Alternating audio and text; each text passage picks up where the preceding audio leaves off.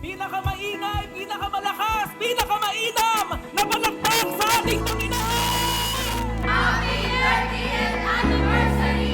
JIL Talibaba!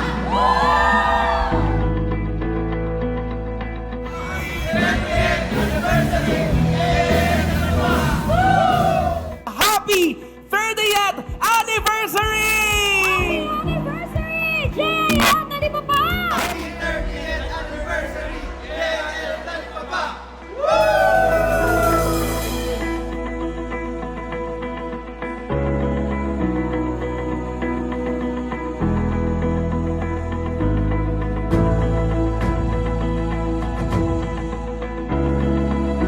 Tunay na naipamalas ng Panginoon sa bawat isa ang kanyang kapangyarihan at kalwalhatian at nararapat lamang na ating bigyan ng pinakamalakas na palakpakang Panginoong Jesus.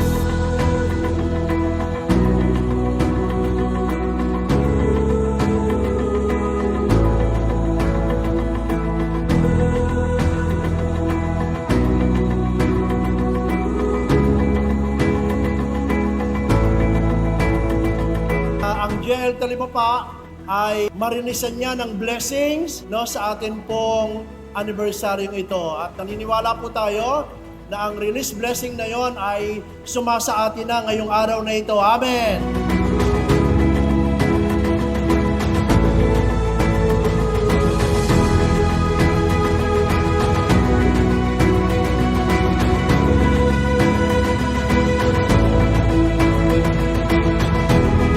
This is our declaration. We want to reaffirm our declaration. We want to reaffirm our faith on Christ alone, telling that Jesus Christ alone is our ruler. He is our master. He is truly Lord of our entire life.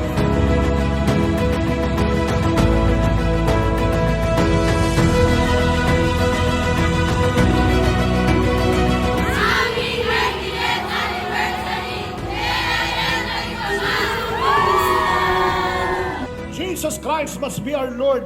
As far as salvation is concerned, you should have a revelation. You should receive a revelation, not based on what people says, not based on what the religion says, not based on what religious organization says, but based on the revelation coming from the Father, coming from His Word, that Jesus Christ is the begotten Son of God, and whosoever believe on the begotten Son of God, Jesus, will no longer perish, but receive eternal life.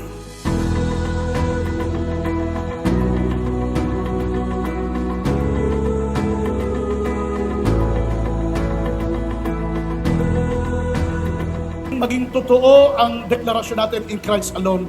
Pagkilala na si Kristo lamang ang tanging may kaparaanan upang tayo ay dalhin sa tunay na kaligtasan at buhay na walang hanggan sa kalangitan.